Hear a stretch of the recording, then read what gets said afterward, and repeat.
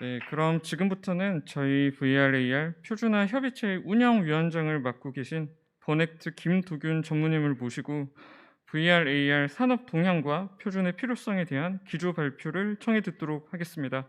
큰 박수로 모시도록 하겠습니다. 김도균 전무님은 현재 국내 대표적인 XR 산업 솔루션 기업인 버넥트의 기술 전략 전무를 맡고 계시고 과거 삼성전자 DMC 연구소와 삼성 리서치의 AR, VR 랩장을 역임하셨습니다. 네, 안녕하세요. 버넥트의 김도균이라고 합니다.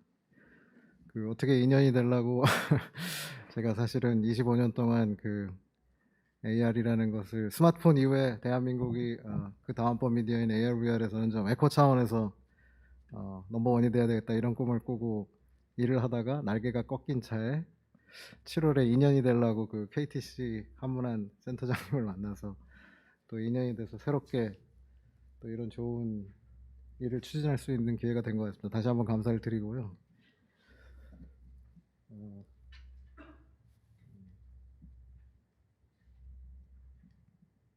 네, 메타버스 이러면 요새 하도 지겹게 들어가지고 또 메타버스야? 뭐 이런 생각을 많이 하시는 분도 있겠어요. 그죠? 제가 제일 좋아하는 로버트 다우니 주니어의 표정인데 하여튼 이런 좀 시켄타이어드한 감도 있죠. 그래서 저는 되도록이면 간단하게 좀 설명을 드리려고 해요. 그래서 보통 시작하기 전에 저는 이제 리셋 과정을 거치는데요. 리셋이 잘 안 되네요. 네, 제가 제일 좋아하는 함수입니다. 이거 5초만 보시면 정말 리마인드가 돼요. 이걸 화면을 크게 해서 봐야 되는데 아마 AR, VR 시대는 그렇게 되겠죠. 정말이에요. 한번 쳐다보세요. 그러면 그 다음에 머리가 맑아져요. 리셋 되셨나요? 메타버스가 뭐죠? 라고 물어보면 사실 뭐 오늘 굉장히 많이 얘기가 나올 것 같은데 메타버스가 뭔지 각각의 정의에 따라서 가능하면 심플하게 하려고 하고 옵스. 요즘 따라 내 거는 내 거 아닌 내 거 같은 나 네 거는 내 거 아닌 내 거 같은 나 네, 딱 이런 거예요. 그러니까 현실 같기는 한데 막상 들여다보면 현실은 아닌데 너무 현실이 아니라고 하기에는 현실 같은 이런 가상 세계가 메타버스라고 생각을 하시면 될 것 같아요. 그러니까 우리 연인 사이에도 사랑의 줄타기를 하는 것처럼 가상과 현실 세계가 줄타기를 하는 거죠. 왜? 우리가 이 현실에 발을 딛고 서 있기 때문에 의미가 있고 거기에 뭔가 효율적이고 도움을 주는 세계, 그게 가상 세계라고 생각이 되고요. 제가 사실 미국에서 제일 좋아하는 이쪽 관련 감독들이 3명이 있는데 아바타 하신 제임스 카메론, 그 다음에 매트릭스 하고 있는 워셔스키 자매지어 이제 성전환해서, 그 다음에 이제 크리스 놀란 감독, 뭐 인터스텔라, 뭐 그 다음에 지금 나온 인셉션. 이게 사실은 현실인 듯 현실 아닌 현실 같은 세계죠. 이 레오나르도 디카프리오의 꿈속에 이제 에드리안이 들어와 있는데 맨 처음에 현실인 줄 알다가 카페 터지는 거 보고 현실이 아니라고 했는데 본인이 꿈을 조작하면서 현실에서는 있을 수 없는데 마치 현실이 아니라고 믿기에 너무 현실 같은 세계. 다음 이제 자기가 꿈을 조정할 수 있는 걸 배우는 거죠, 디카프리오한테. 이게 제일 유명한 장면 중에 하나죠. 팽이하고 같이.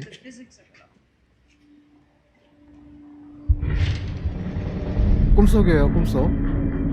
이제 꿈을 조정하는 법을 배우는데 현실에서는 절대 일어날 수 없는 일이 일어나죠. 시티 밴딩이라고 되게 유명한 장면이에요. 이제 꿈을 조절하는 법을 배운 것 같아서 디카프리오가 깜짝 놀라죠.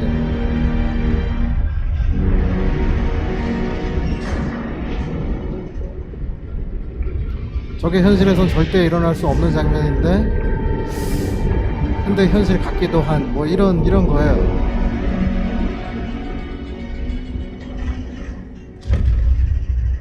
180도 접혔죠. 네, 시간은 많지 않지만 끝까지 재밌기 때문에 끝까지 보겠습니다.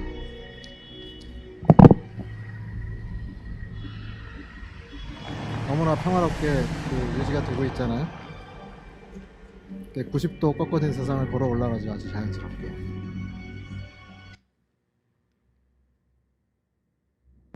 그러면 메타버스는 하여튼 간단하게 뭐 여러 가지 정의가 있겠지만 저는 이렇게 생각을 하고, 그럼 XR은 뭐냐?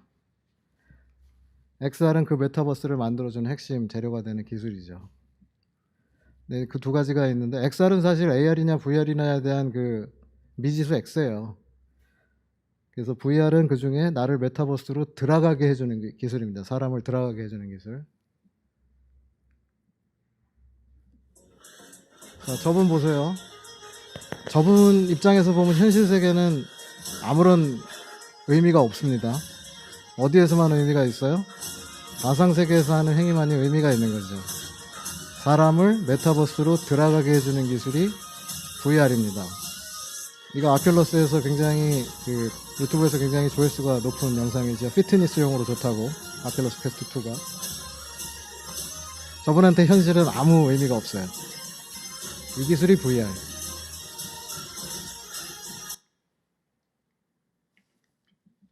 그 다음에 AR은 뭐냐면 반대로 메타버스가 사용자에게 오는 기술입니다. 이런 거죠. Local lenses. Now, 이게 Snapchat 컨셉 can 영상이긴 join a 한데 곧 persistent 스냅챗이 shared AR 만들어내겠죠. world built right on top of 그러니까 the 사람들이 physical one. 살고 있는 You and 세상에 your 디지털 friends can 매체가 step into these 들어오는 worlds together, 기술이죠. collaborating 이게 creatively 이제 and 시티, experiencing a whole new 그러니까 사람들 dimension 도시 of 스케일 AR. 수준에서 이제 As AR로 our team 앵커링하는 continues to 기술이라는 build 건데 these new 아트에 worlds, 적용하는 we 거 hope 한번 you 예를 enjoy 들어본 거죠. experiencing the power of them. 그래서 누구든지 현실 세계에다가 아트를 구현하고, 저 아트는 또 중첩도 되고요. 그래서 사용자가 자기의 컨텐츠를 공유하는 순간에만 저런 것들이 의미가 있어져요. 다른 사람한테는 또 다른 의미로 다가오고. 그럼 이제 메타버스가 뭔지 하고 메타버스를 구현하는 기술이 뭔지. 근데 우리한테 왜 필요한 거지? 이 아저씨가 누구냐면 저기 아시죠? 그 앨런 머스크의 테슬라가 아니고 이 교류전기 뭐 직류전기 에디슨하고 싸웠던 그 테슬라. 1926년에 이렇게 얘기했대요. 앞으로 텔레비전하고 텔레폰 기술이 발전하면 수천 마일이 떨어져 있어도 거리에 상관없이 마치 페이스 투 페이스로 커뮤니케이션 하는 것처럼 되는 세상이 올 거야. 이게 사실은 AR, VR의 필요성인 거예요. 그죠? 그러니까 아주 현실 같은 세상에서 마치 우리가 지금 여기서 페이스 투 페이스로 하는 것처럼 이걸 가져오는 게 사실은 제일 필요한 이유죠. 이걸 1926년에 얘기했대요. 이게 제가 1926년에 한국의 역사를 한번 찾아봤어요. 자료를 만들면서. 1926년에 뭐 많은 일들이 많았더라고요. 이것 때문에 이제 역사에 대한 교훈이 생겼는데 1926년에 순종 황제께서 돌아가셨고, 순종 황제가 돌아가시는 걸 그 기회로 해서 60만세 운동이 생겼고, 김일성이가 지금도 1926년에 조선공산당이 창단됐다고 했고, 조선총독부의 착공이 1926년에 시작됐답니다. 우리가 그런 일 할 때 테슬라는 이런 얘기를 했다네요. 더군다나 밑에 제가 볼드체로 안 쳐왔지만 그렇게 하는 기계는 내 조끼 안에 들어갈 만큼 작아질 거야. 참 대단하죠. 저도 그렇게 좀 생각하고요. 그 다음에 여기부터 이제 세 장이 나가는데, 요거는 뭐 왜 그런지 생각하지 마시고, AR 인사이더라는 제가 잡지를 보는데 2020년 초에 AR, VR의 글로벌한 트렌드를 굉장히 잘 정리한 것 같아서 항상 외우고 다녀요. 그러니까 여러분들도 외우고 다니시면 어디 가서 트렌드가 어때 그럴 때 그 머릿속에서 고민하지 마시고 그냥 얘기하면 참 좋을 것 같아요. 그래서 기억하시면 몸에 좋고요. 그러니까 우리가 코로나로 격동의 한 해였지만, 이건 이제 20년에 제가 작성해서 한 해라고 했는데 하여튼 격동의 두 해였지만, AR하고 VR이 옛날에 그 VR 시대 2016년, 그 다음에 그 전에 아까 김기정 본부장께서 말씀하셨지만 2010년에 3D 시대 하고는 좀 다르게 성장할 것 같다. 사뭇. 왜 그러냐면 이 글로벌 IT들이 거의 뭐 돈을 쏟아붓고 있잖아요. 이 사람들도 그 손해를 감수를 할 수 없으니까 어떻게든 띄우려고 하겠죠. 그래서 방향성도 좀 명확한 것 같고, 뭐 아큘러스 퀘스트는 일단 나오는지 모르겠는데 3분기에 원래 한 300만 대 정도 생각했는데 하여튼 1000만 대 돌파한 것 같아요. 그 마크 주커버그가 얘기하는 게 기기가 1000만 대 돌파하면 가장 그 베이직이 되는 에코시스템이 형성된다. 왜냐하면 사용자가 1000만이니까.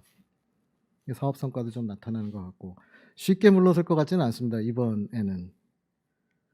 그다음 두 번째는 이제 기기가 지속적으로 증가하죠. 여러분들이 오해하지 말아야 할 게 뭐냐면 AR, VR 전용 기기가 증가한다고 생각하시면 안 돼요. 이미 우리 스마트폰은 아시겠지만 AR킷이나 AR코어로 물론 들어서 봐야 되긴 하지만 이미 AR 기능이 기능하고 있어요. 그래서 이미 스마트폰 지금 한 35억대 깔렸는데 이 AR 코어나 AR 킷을 소위 돌릴 수 있는 기기가 30억대가 됩니다. 그리고 좀 성능 좋게 돌릴 수 있는 게 한 6억대 정도 되고, 그 다음에 VR 쪽은 이제 아큘러스 퀘스트 2가 지금 비공식 통계였네요. 1000만 대고, 그 다음에 아큘러스 앱스토어에 보면 VR 앱이 지금 1밀리언 매출 돌파한 게 뭐 1밀리언이면 그렇게 큰 돈이 아닐 수도 있겠지만 어쨌든 VR 기기를 활용한 지금 앱 매출이 지금 1밀리언 돌파한 게 지금 60개. 그 다음에 아까 그 외 약간 이렇게 등치 좋으신 분이 나와서 한 그 비트 세이버라고 사실은 제일 유명한 게임인데 아큘러스에서 하고 나면 굉장히 다이어트에 도움됩니다. 참고로 제가 해봤는데 이게 매출 1억 불이에요. 1억 불이면 이제 좀 장난 아니죠. 그리고 스마트폰에서 사실은 지금 B2C에서 가장 그 임팩트가 있는 앱은 광고입니다. 광고. 왜? 그 스마트폰 가지고 사실은 스냅챗이나 페이스북 같은 경우에 자기 얼굴에다가 뭐 칠하잖아요. 이게 사실은 돈하고는 아무런 연관이 없는 기술인 거는 알고 있는데 이 소위 MZ세대라고 하는 애들이 자아를 표현하기 위해서 내 얼굴 올릴 때 뭐 칠하는 거예요. 뭐 별것도 아닌데. 그게 굉장히 사용자를 인입하게 만드는 어플리케이션인데 거기서 광고주들이 책상을 친 게 뭐냐면 사람들 많이 보겠네. 거기다 광고 붙이자. 그래서 AR 애드버타이즈먼트가 지금 사실은 모바일 AR에서는 가장 큰 비즈니스입니다. 15억 불이나 지금 쓰고 있고 지금 뭐 스냅챗, 페이스북, 인스타그램 전부 이제 AR 동원하려고 하고 있죠. 그래서 광고 쪽이 지금 제일 큰 시장이에요. 사실 B2C에서는. 그 다음에 모바일에서 AR이 사실은 뭐 여러분들이 익숙치 않겠지만 제일 큰 시장이고 그 다음은 이제 AR 클라우드가 될 겁니다. 왜냐하면 AR이라고 하는 건 아까 그 컨셉 영상에서도 보셨겠지만 정보를 현실 공간 혹은 가상 공간을 통해서 공유하는 개념이에요. 그러니까 공유를 한다는 건 어느 로컬 디바이스 한 곳에만 머무르면 안 되겠죠. 근데 그게 머무른 공간이 어디겠어요? 클라우드겠죠. 그러니까 클라우드가 앞으로는 굉장히 비즈니스가 될 거고 특히 AR 같은 경우는 이게 만약 글로벌 스케일로 커지게 된다 그러면 글로벌한 포지션하고도 연계가 돼야 되기 때문에 이게 굉장히 중요한 비즈니스가 됩니다. 거기다가 특성상 VR과 AR이라는 미디어의 특성상 굉장히 연산량하고 레이턴시에 민감하기 때문에 이게 또 5G 기술하고도 결합이 될 겁니다. 엣지 노드하고 연결이 돼야 되니까. 그럼 이 클라우드 전략을 어떻게 하고 있냐? 이따가 설명드리겠지만 뭐 마이크로소프트, 구글, 엔비디아는 좀 빠져야겠네요. 그다음에 뭐 페이스북, 그다음 아마존 이런 애들은 자기네들이 지금 갖고 있는 클라우드가 있기 때문에 그거에 아마 다음번 전략으로 가려고 아마 이를 갈고 있을 거예요. 더군다나 MS나 페이스북 같은 경우에는 아픈 상처가 있죠. 스마트폰에서 지금 애플하고 구글에 지금 굉장히 당하고 있으니까 이를 갈고 있어요 지금. 그래서 클라우드는 앞으로 가속화가 될 겁니다. 그 다음에 요것도 참 중요한 사실인데 이게 이제 코카콜라 맞들여서 성인들도 코카콜라 못 끊게 하는 전략하고 비슷한데 웨어러블 기기가 글래스의 어떤 등장을 가속화할 거예요. 웨어러블 기기 뭔지 아시죠? 워치, 그 다음에 에어팟드. 이게 왜 그러냐면 두 가지 요인이 있어요. 지금 스마트폰 업체들이 사실 돈 잘 벌고 있지만 걔네들도 잘 알아요. 이 시장이 정체될 거라는 거. 왜냐하면 리사이클이 줄 거니까. 디바이스를 갖고 있는 사람이 그걸 바꾸는 건 사실 없는 사람이 사는 것보다 시장이 작아지잖아요. 그래서 지금 뚫고자 하는 게 다 웨어러블 시장이죠. 이게 아무래도 스마트폰보다는 덜 가지고 있으니까. 웨어러블 기기들을 열심히 팔아야 돼. 그 전략이 하나 있는 거고 그 다음에 글래스나 HMD라고 하는 건 일반인들이 쓰기엔 아직은 사실은 부자연스러운 장치예요. 몸에다 뭘 붙여야 되니까. 근데 웨어러블이 어떻게 하게 해요? 사람한테 뭘 부착하게 하잖아요. 그게 나중에 글래스나 HMD를 즉 쓰는 장치를 받아들이기에 굉장히 그 익숙하게 하는 그런 돌파구가 될 거다. 이런 전략을 생각하고 있는 거예요. 애플이나 구글이나 아마존이나. 하지만 여러분도 아시는 것처럼 이게 우리가 일반 생활에서 쓰는 소위 20g짜리 글래스로 나오기에는 기술적으로는 아직은 조금 부족하죠. 지금 메타버스나 AR, VR이 뜨는 이유는 테크놀로지라기보다는 이 코비드라는 사태가 주는 약간은 부자연스러운 니즈죠. 근데 이제 뜨게 된 건데 사실은 우리가 소비자용으로 쓰는 글래스는 조금은 영향력은 아직은 제한이 될 겁니다. 뭐 이렇게 시중에 떠도는 소문을 보면 22년 사큐, 23년 초 이럴 때 이제 테크 자이언트 기기를 만드는 테크 자이언트가 이제 글래스 타입을 내놓는다고는 하고 있는데 그건 좀 들여다봐야 될 것 같고 그냥 제 개인적인 생각은 이건 이제 AR 인사이더 의견이 아니고 제 생각은 우리가 마치 스마트폰 안 가지고 다니면 이상한 사람 보듯이 하게 되는 시점은 적어도 5년은 걸리지 않을까 냉정하게 얘기하면 그렇게 생각이 되고 근데 그 시기가 좀 앞당겨질까 아니면 뒤쳐질까 다 누구 눈치만 보고 있냐면 애플 눈치만 보고 있죠. 애플이 언제 내놓나 이게 뭐 그러고 이건 뭐 우리뿐만이 아니라 미국 사람도 다 그렇게 생각합니다 지금. 제가 지금 몇 분 했죠? 한 10분 했나요? 그럼 빨리 할게요. 근데 반면에 이제 엔터프라이즈 쪽 AR 기기는 좀 성장이 예상돼요. 왜냐하면 사실은 월급 주고 뒤집어 써 임마 이러면 뒤집어 쓸 수밖에 없잖아요. 안 쫓겨나려면. 그러니까 착용성이 좀 나쁘거나 사용 시간이 좀 짧거나 해도 이게 뭐 오류를 줄이거나 아니면 생산 효율을 높인다거나 뭐 이러면 그 넘버로 나오니까 뭐 몇 프로 좋아졌어요. 그러면 그 주인이라고 그러나 오너 입장에서는 노동자들한테 뒤집어 씌우겠죠. 요거는 조금 지속적인 성장이 올해 또 내년에 예상이 되고요. VR은 지금 아시다시피 페이스북이 뭐 겁없이 투자하고 있기 때문에 지금 성장할 것 같습니다.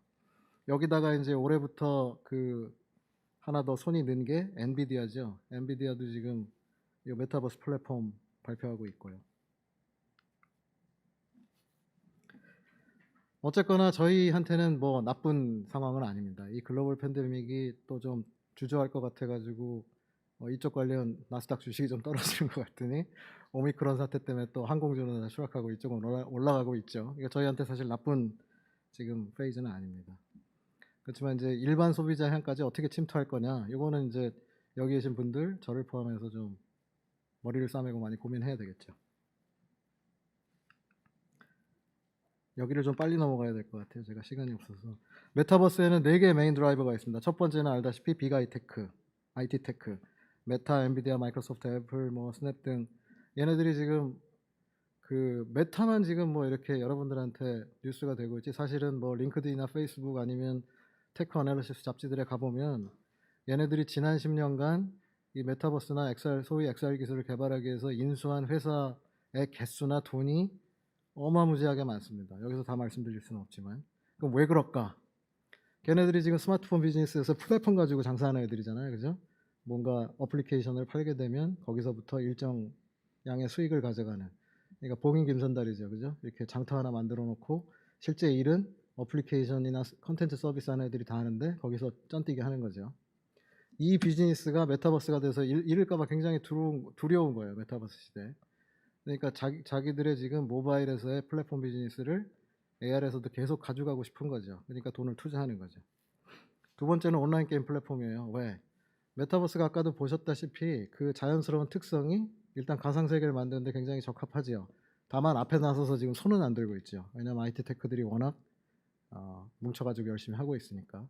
하지만 뒤통수를 지금 노리고 있는 거죠. 특히 아바타 같은 경우는 게임에서는 굉장히 오랫동안 개발된 기술인데 스마트폰 쪽에서 사실 상대적으로 좀 약하죠. 그래서 이제 기회만 엿보고 있는 거고. 세 번째가 블록체인 플랫폼입니다. 이게 가상세계가 되면 결국은 거기서 돈거래가 일어나는데 그 돈거래에 있어서 시큐어한 수단이 지금까지 알고 있기로는 블록체인 테크놀로지죠. 왜냐하면 업데이트되고 권리에 대한 소유가 다 히스토리가 남기 때문에 더군다나 블록체인 기반으로 지금 뭐가 되고 있어요? NFT가 되고 있죠. NFT라고 하는 건 개인이 갖게 되는 굉장히 유일한 자산이 되기 때문에 메타버스가 많이 생긴다고 했을 때도 그 재화의 가치가 유지되려면 블록체인이 아마도 굉장히 유용한 수단이 될 거다. 얘네도 지금 노리고 있는 거예요. 지금 앞에는 안 쓰지. 왜? 돈 들어가니까. 1번이 지금 가장 메인 드라이버가 되고 있고 그 다음에 조금 이따 주장하겠지만 사실은 이런 애들 때문에 결국은 전 세계를 몇 개 기업이 먹는 거를 싫어하는 애들이 당연히 있죠. 그러니까 오픈 메타버스 추구하는 또 파티가 하나 있습니다. 이제 웹 3.0이라는 이름을 뒤집어 쓰고 있는데 그렇게 4개가 메인 드라이버가 되겠어요. 하지만 첫 번째 애들이 뭐 가장 강력하죠. 그래서 제가 이제 여기도 이해하시기 좋으라고 이제 표를 앞에 빨간색으로 달았는데 페이스북은 전부 다 먹겠답니다. 전부 다. 그래서 아시다시피 뭐 아큘러스 14년에 그 까만 종이 판때기 가지고 간신히 럭키 팔머가 만들었는데 $2억 주고 샀어요. 그죠? 뭐 우리 같으면 참 미친 짓이라고 할 텐데. 그다음에 페이스북 리서치 랩이라고 AR, VR 연구하는 사람들 다 끌어다 모았죠. 지금 뭐 몇만, 2만 명인가 뭐 그래요. 연구하는 사람만 2천 명인가? 아니 2천 명은 아니야. 하여튼 만 단위야. 17년부터 모았어. 그 다음에 인수한 회사가 여기도 14개인가 15개쯤 돼요. 뭐 했냐? 일단 하드웨어적으로 보면 그 페이스북, 죄송합니다. 아킬러스 퀘스트 2 같으면 이제 페이스 레코그니션 할 거고, 안쪽으로 그 오디오하고 그 다음에 안쪽으로 시선 추적한 걸 딥러닝으로 처리해서 이제 페이스 비슷하게 만드는 거. 그 시선까지 따라하죠. 그래서 농담으로 무슨 얘기가 있냐면, 스마트폰 시대에는 우리 위치하고 우리의 데이터를 그 플랫폼 회사들이 알게 됐는데, 이제 HMD 시대로 가면 우리가 웃는지 행복한지 또는 뭐 슬픈지, 이거 광고할 때 얼마나 중요해요, 그죠? 이 사람이 어떤 광고를 보면 슬퍼하더라, 뭐 기뻐하더라. 그 다음에 시선 추적하면 이제 우리가 뭘 쳐다보는지까지 알죠. 그 페이스북이 지금 그러지 않아도 그 프라이버시 때문에 문제가 많아서 이것 때문에 또 문제가 많이 생길 거예요. 그렇지만 프라이버시하고 돈 버는 건 항상 트레이드 오프의 관계가 있으니까 이거 막진 못할 거예요, 아마 현실적으로. 그 다음에 왼쪽에 있는 건 컨트롤 랩스라는 회사 건데, 이 가상현실이 됐을 때 가장 문제가 되는 게 여러분들 컨트롤러 들고 하잖아요. 간신히 손동작 따라하고 이거 안 되죠. 그 다음에 또 중요한 건 오늘 저 BFTX도 오셨겠지만 제일 문제가 뭐냐면 만지는데 만지는 피드백이 없어. 뭘 만지게 되면 피드백이 와야 되잖아요. 만졌다고. 이게 아직 상용화는 안 됐지만 이 근전도 신호를 센싱하고 반대로 근전도 신호를 사람 손목에 줄 수 있는 기술이에요. 그래서 동영상이 지금 나오다 끊긴 것 같은데 이거 되고, 더 중요한 건 만졌을 때 이쪽으로 전기 신호가 가요. 이거는 뭐 나중에 IRB나 뭐 인체 유해성 판별을 받아야 되겠지만 만졌을 때 만지는 느낌 온다는 건 굉장히 스트라이킹한 기술입니다. 그래서 그런 거 하고 있고, 뭐 현재는 지금 이제 이거 카메라 가지고 현재 하고 있고, 근데 중요한 건 여기서부터요. 얘네들 기계만 하고 있느냐? 아니에요. 이 판을 깔아주고 있죠. B2C 쪽에서는 아까 얘기했듯이 이제 그 앱스토어 해가지고 게임 지원하고 있는데, 게임 스튜디오도 무지하게 샀습니다. 컨텐츠를 자기네들이 만들려고. 더군다나 이제 그 스팀, 우리가 VR 게임 유명한 앱스토어죠. 스팀에 있는 게임 얘네들 다 지원해요. 그래서 갑자기 지금 지원하는 게임이 4,000개가 넘어요. 그 다음에 B2B 에리아로 오면 이 옆에 그 사람 비스무리하게 생긴 아바타인데 호라이즌 월드, 그 다음에 엔터프라이즈용으로 호라이즌 워크룸. 그러니까 말씀드리고 싶은 건 뭐냐면 하드웨어만 하는 게 아니라 하드웨어를 둘러싸고 있는 서비스나 소프트웨어 플랫폼을 다 하고 있다는 거. 얘네만 하냐? 마지막으로 안경도 지금 노리고 있죠.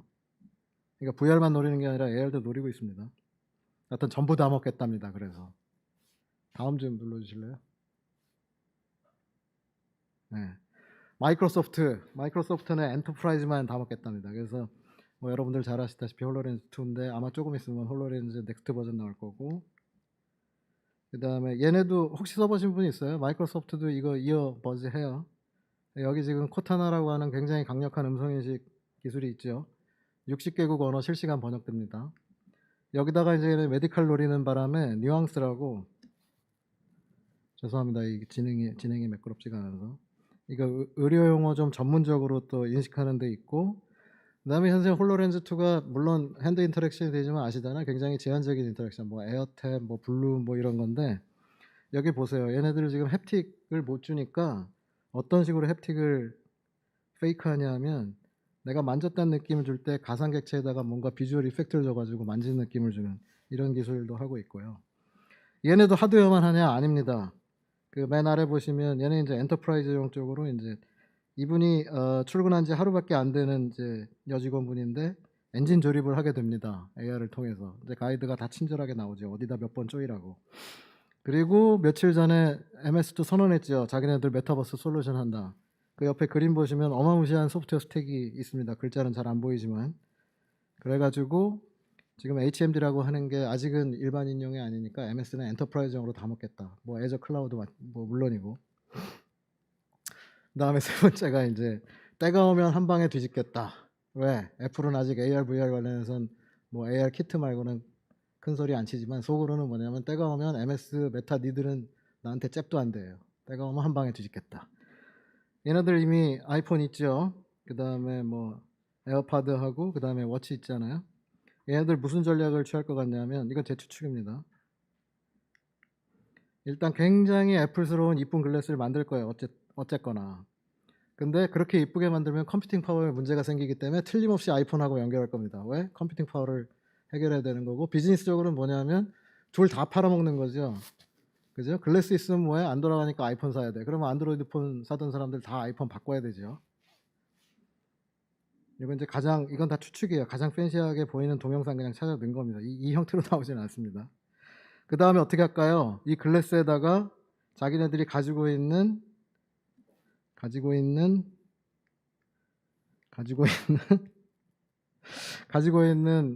저 에어팟 연결하면 이제 뭐 되겠어요? 음성인식이라는 인터페이스 붙고, 그 다음에 글래스만 3D가 돼야 되는 게 아니라 사운드도 3D가 돼야 되잖아요. 그러니까 스페이셜 사운드 붙을 거고, 워치는 어떤 형태로 나올 거냐면, 요거 아직 초기 모델이긴 한데, 요렇게 지금 손목 꺾는 거 가지고 이제 마우스를 공간에서 조절해요. 그거 지금 초기 모델이고, 그 다음에 뭐가 될 거냐면 여기서부터 이 근육의 움직임이나 또는 힘줄의 움직임을 센싱해서 아까 메타사가 한 거하고 비슷하게 아주 내추럴한 인스트럭션을 만들겠죠. 이러면 원래 가지고 있는 브랜드 파워에다가 이 디바이스 에코를 가지고 아마도 한 방에 뒤집을 가능성이 굉장히 높을 것 같습니다. 그 다음에 엔비디아는 뭐냐면 누가 먹든 다 먹겠답니다. 무슨 얘기냐? 얘네는 사실 일반 소비자를 위한 기기 회사는 아니에요. 대신에 메타버스를 만들 수 있는 아주 필수 재료가 되는 기술을 보유하고 있죠. 뭐냐면 그래픽스, 그 다음에 GPU 칩, 최근에 GPU 기반의 클라우드, 그 다음에 AI 기술. 그래서 얘는 뭐 하는 거냐면 이거 가지고 플랫폼 만들어요.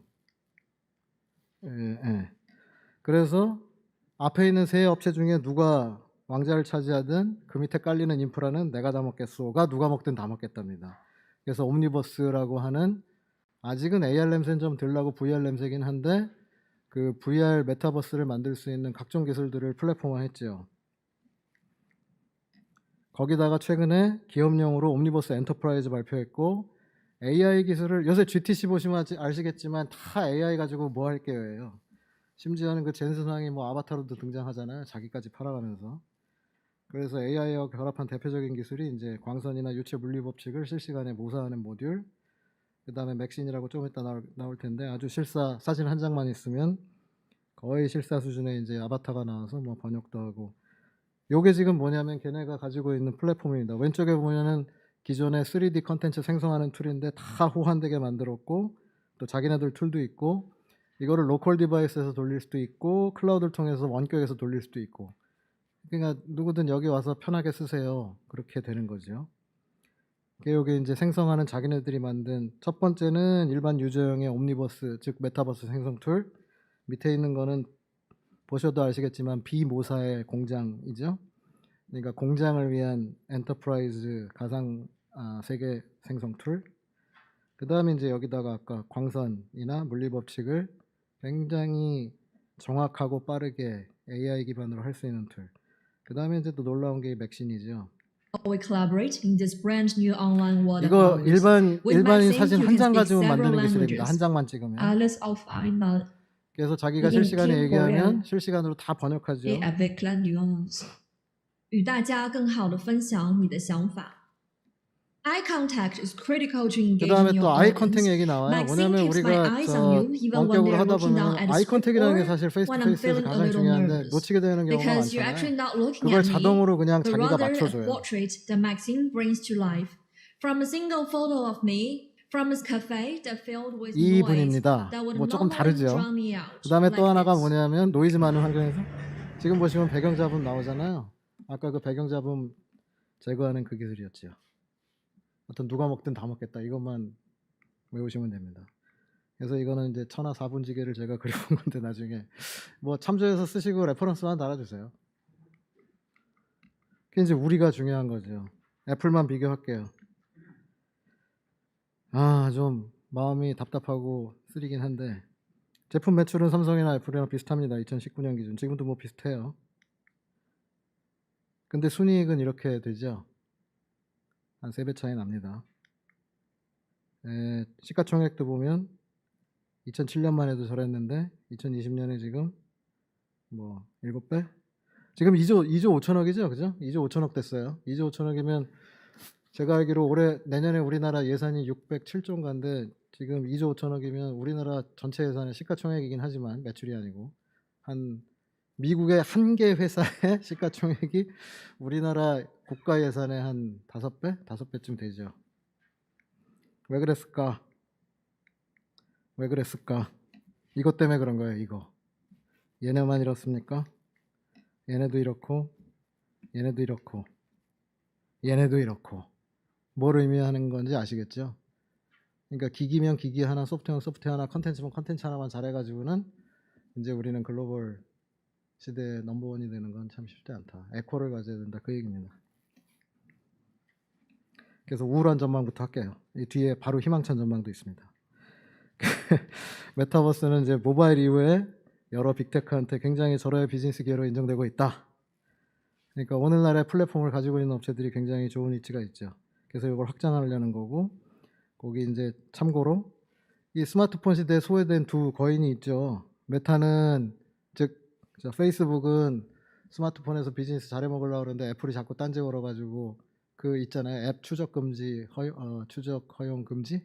그거 하면 이제 자기네들이 이 개인별 어떤 취향 반영 못하니까 하여튼 굉장히 뿔난 거죠. 그러니까 자기가 이제 VR 시대에서 내가 다 할 거야 샹 이건 거고, 마이크로소프트는 모바일을 우습게 봤다가 데스크탑 강자가 우습게 봤다가 소외된 거 아니에요? 그러니까 지금 며칠 전에 발표한 게 그거잖아요. 메타하고 마이크로소프트는 계정 하나로 양쪽의 메타버스를 왔다 갔다 할 수 있고 상호 디지털 에셋을 상호 운영할 수 있다. 이거 두 회사가 손잡은 거죠. 뭐 손잡은 이유가 지금 방금 얘기한 거예요. 소외된 두 회사가 앞으로는 뒤집어 보겠다는 거고. 또 하나 뭐냐면 우리가 예를 들면 페이스북의 워크룸 뭐 이렇게 됐는데 뭐 페이스북 쓰던 애들이 뭐 페이스북 썼으니까 기존에 쓰던 쪽에서 VR 만들면 글로 가면 되겠네. 이렇게 되면 그게 이름이 뭐가 될지 모르겠지만 뭐 워크룸이라는 페이머스한 브랜드가 됐다고 쳐요. 그러면 그거 자체가 결국은 우리한테는 월드가든이 되는 거죠. 무슨 얘기냐? 우리가 뭐 일반인들 중에 뭐 인터넷 이러고 인터넷의 정의를 이해하고 쓰는 사람이 있을까요? 그냥 페이스북 좋으니까 페이스북 들어가서 쓰는 거지. 그러니까 인터넷 하면은 페이스북이 전부야. 일반 뭐 잘 그냥 사용하는 게 좋아하는 사람은. 그럼 페이스북이란 브랜드처럼 뭐 워크룸 이게 브랜드가 되면 그냥 메타버스 시대도 가는 거죠. 그럼 우리는 어떻게 되냐면 다시 주도권 경쟁에서 밀리고 걔네들이 원하는 소프트웨어나 컨텐츠나 디바이스 만드는 뭐 그렇게도 먹고는 살겠지. 근데 우리가 이제 그 시대에서 주도권을 잡는 거하고 멀어지는 거죠. 이제 반면에 제가 희망을 걸어보는 건 이겁니다. 대한민국 입장에서. 앞에 제가 4 메인 드라이버 얘기했는데 그 중에 3개는 저희하고 관련이 1번은 전혀 관련 없고 2번은 약간 관련이 있고 3번도 약간 관련이 있는데 하여튼 제 주장은 3번째에 좀 기대를 걸어보자는 거죠. 그러니까 이 빅테크 기업하고 좀 대척적인 위치에서 그나마 좀 컴피팅 해볼 수 있는 게 이 여기 모이신 분들과 함께 상호 호환이 가능한 오픈 메타버스를 추구해 보자. 이게 이제 제가 생각하는 비전이나 목표고, 그럼 어떻게 해야 돼? 처음에 힘 키우자. 각자 일단 플라이급이었는데 미들이나 헤비급으로 올라오자 이겁니다. 그거 할 때는 아까 주소령 국장님이 얘기해 주신 것처럼 저는 국가 주도의 에코시스템을 키우는 게 우리가 살 길이라고 생각해요. 왜? 현재 대한민국에 있는 단일 기업이 이 글로벌 빅테크만큼 에코를 실현할 의지, 이건 빼줘야 돼. 의지가 아니라 에코를 실현할 역량이 있는 데는 없어요. 제 개인적인 의견은. 그럼 어떻게 해야 되냐면 각각의 전문기업 각각이 하고 있는 거를 하나의 에코 차원에서 이렇게 키워줄 수 있는 거. 서비스면 서비스, 소프트웨어 플랫폼이면 소프트웨어 플랫폼. 근데 보면은 각각 국가의 어떤 전략 같은 것들이 있습니다. 그래서 서비스 같으면 컨텐츠 뭐 산업 활성화 전략, 그 다음에 오픈 XR 플랫폼, 그 다음에 저가나 무료로 제공 가능성이 있는 어떤 인프라, 그 다음에 이제 우리 글래스 하드웨어나 뭐 클라우드 렌더링, 뭐 고실감 아바타 같은 원천 기술 확보. 요게 이제 아까 에코를 시스템을 구성하는 아주 주요한 컴포넌트들이에요. 이거를 국가가 좀 지원을 해주면 오픈 XR 플랫폼이나 원천 기술 개발이 될 거고, 요걸 기반으로 그 원천 기술들을 활용해서 하드웨어나 소프트웨어 컨텐츠가 만들어지지 않을까. 그럼 이 그림 보세요. 아까 제가 보여드린 메타나 마이크로소프트나 구글하고 좀 비슷해 보이죠, 그림상으로는. 근데 여기까지는 뭐냐면 각각의 역량을 키우는 거야. 각각이. 연결은 안 됐어. 연결은 어떻게 하냐? 오늘 이제 제가 발표드릴 마지막 주장인 엮는 거에 가장 큰 좋은 수단이 뭐라고 생각하냐면 표준화라고 생각을 합니다. 그래서 하드웨어 표준화 같으면 여러분들 아시겠지만 글래스 같은 거 하나 팔려고 해도 도무지 시야각을 대각선으로 재, 가로로 재, 세로로 재, 그 다음에 그 글래스가 사람한테 씌워졌을 때 40도를 넘으면 안 돼, 41도를 넘으면 안 돼, 배터리는 어떤 애플리케이션을 돌렸을 때 공통적으로 몇 시간 버티는 거야, 이런 거 기준이 없잖아요. 그러니까 소비자가 믿고 구매할 수가 있어야지. 그러니까 그거를 신뢰하고 소비자가 받아들일 수 있는 어떤 공통의 성능, 인증 기준, 표준, 이런 것들이 중요하고요. 두 번째는 소프트웨어 플랫폼 표준화예요. 무슨 얘기냐면 우리가 그렇게 만들어 놓은 스마트 디바이스가 인증받았다고 했을 때 어플리케이션을 만드는 기업이 이 소프트웨어 플랫폼을 통해서 한번 어플리케이션 개발하면 이 소프트웨어 플랫폼이 국내가 가진 글래스하고는 다 상호 연동이 돼서 앱 개발 한 번으로 다양하게 한 번에 연결이 되는 거죠. 그럼 소프트웨어 컨텐츠 업체 입장에서는 공수가 굉장히 줄게 되는 그런 효과가 나타나는 거예요. 그러면 그걸 가지고 더 많은 소프트웨어들을 만들어내겠죠. 에코가 풍성해지겠죠. 마지막은 뭐냐면 메타버스의 상호 운영성을 보장할 수 있는 컨텐츠 보험의 표준화입니다. 아까 앞서 그 MS하고 페이스북의 사례를 얘기했듯이 메타버스는 많아질 거예요. 그죠? 그 비즈니스를 하기 위해서 뭐 SKT도 있고 뭐 KT도 있고 일반 업체도 있을 텐데 일반 민간 기업도 있을 텐데 사용자 입장에서 자기한테는 재산이 되겠죠. 메타버스에서의 디지털 에셋이 아바타도 그렇고 아바타가 끌고 다니는 뭐 강아지, 옷, 뭐 신발. 근데 컨텐츠 포맷을 표준화해 놓으면 자기가 어떤 메타버스를 처음에 고르든지 고민할 필요가 없어요. 왜? 자기 자산을 들고 움직일 수가 있으니까. 그래서 제가 이제 하나 그려봤는데 이게 제 사진 한 장 가지고 레디 플레이어라는 그 레디 플레이어 1, 레디 플레이어 미에서 만든 아바타인데 뭐 양복 입고 이제 업무용 공간에 들어갔다가 뭐 조금 이렇게 플렉서블한 공간에는 이제 와이셔츠에 뭐 셔츠만 메고 들어가다가 오징어 게임 하려면 이제 전투복으로 갈아입고 그다음에 뭐 구찌 같은 명품 매장에서 자랑하고 싶으면 내가 이제 디지털 아까 얘기했던 NFT 이제 돈 주고 구입해가지고 뭐 갈아입겠죠. 이게 말을 잘 안 들어가지고 시나리오대로 멋지게 해야 되는데 좀 잘 안 되네. 이제 그렇게 되면 표준이 굉장히 중요한 역할을 해서 강력하게 키워진 체력이 하나로 구슬이 꿰어도 서마리도 꿰어야 보배라고 했으니까 이제 그렇게 되기 시작하면 선순환이 될 거라고 생각하고 우리가 표준화가 잘 된다고 하면 Why not 메타 MS 우리 기업들끼리 뭔가 합종 연행, 뭐 파트너십 이런 게 긴밀해지지 않을까 생각합니다. 끝입니다. 마지막으로 좀 에필로그를 준비해봤는데 펄벅이라고 아시죠? 돼지 작가. 펄벅이 한국하고 굉장히 친했어요, 그죠? 중국 소설 쓰면서 중국에 가 있었긴 했지만 한국에서 뭐 수양딸도 있고. 그 이제 한국 농부한테 물어봤대요. 저 농부는 왜 이렇게 힘들게 볏잔을 지고 가요? 달구지도 있는데. 그랬더니 농부가 하는 말이 소가 너무 힘들까봐 나눠지는 거래요. 한국에서는 흔한 일이라고 했더니 펄벅이 그때 그 자기 하트가 무빙한 거지. 그래서 미국 가서 무슨 얘기를 했냐면 볏단을 소하고 나눠지고 가는 농부의 마음이 한국인의 마음이다. 이게 인간의 원초적인 마음이고 미국 사람 같으면 이런 짓 절대 안 한다. 한국은 짐승과도 짐을 나눠지고 한 식구처럼 살아가지 않는가. 저희도 한 식구처럼 짐을 나눠지고 가는 사회가 될 수 있으면 참 좋겠습니다. 감사합니다.